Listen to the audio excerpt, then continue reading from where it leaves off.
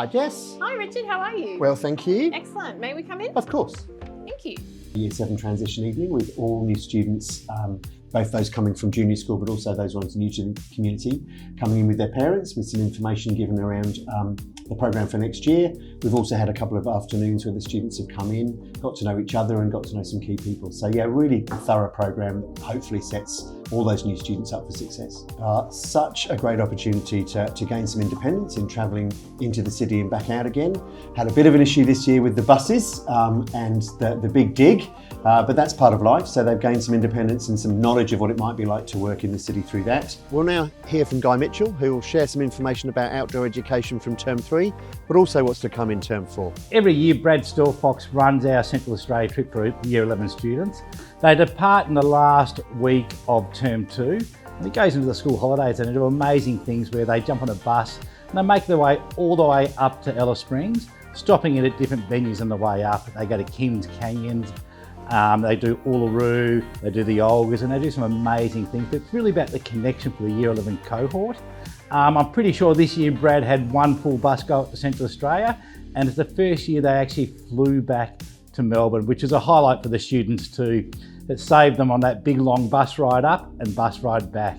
Junior school celebrated Book Week this term, so what makes that so special and valuable for our junior school students? I think it's a wonderful opportunity to them to really engage with a book, one of their favourite books, and show off to other people what they're really interested in.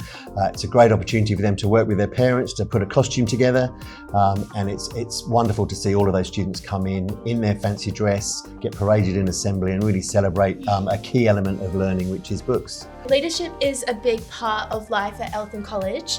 Could you please tell us a little bit about the selection process for 2026 captains? Well, as you know, Molly, you went through it last year. It's quite an exacting process. So students put in an application for specific roles that they're interested in, and then we do a pretty rigorous panel interview, which has got some student leadership representation on there, Director of Senior School, myself, and Head of Year 11, Year 11 Coordinator. And everyone gets a chance to ask questions, and it's a really good opportunity for those students to talk about their hopes for the future, what they're passionate about, their beliefs, their value system.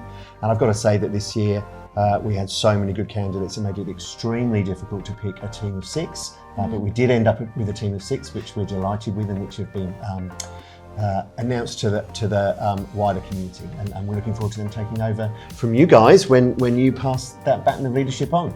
So I'd now like to hand over to Brent Wallace, our Head of Sport, to share some of the sporting highlights from Term 3. We've had many highlights across the college in Term 3. I think this was sort of identified and seen in our EISM teams that represented us in finals, and also we had a number of teams progress and play in grand finals. So opportunity to go to ACE Performance, where we met with Emily Whitehead, who is a dual gymnastics Olympian, and the group got to spend some time with her and listen to her present on her pathway and managing sort of schooling and high level sport.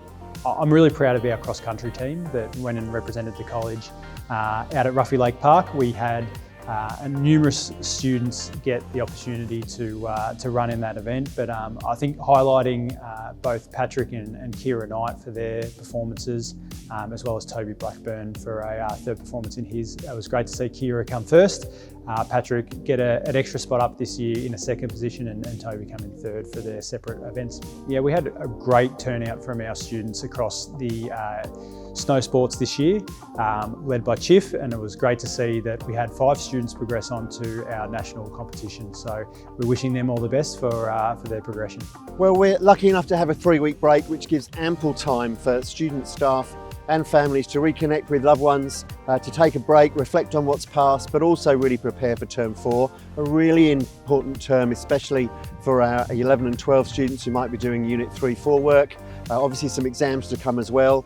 We've talked to them at great length about how to prepare, be kind to themselves, get organised, and hopefully they're going to come back fully refreshed for Term 4. We've got some amazing events planned for Term 4, and hopefully we'll finish the year strong with some hopefully summer weather. I'm standing here at the beginning of spring. It's freezing cold, my hair's being blown everywhere, but I have on good authority that the good weather's coming, so let's get out there and enjoy that as well.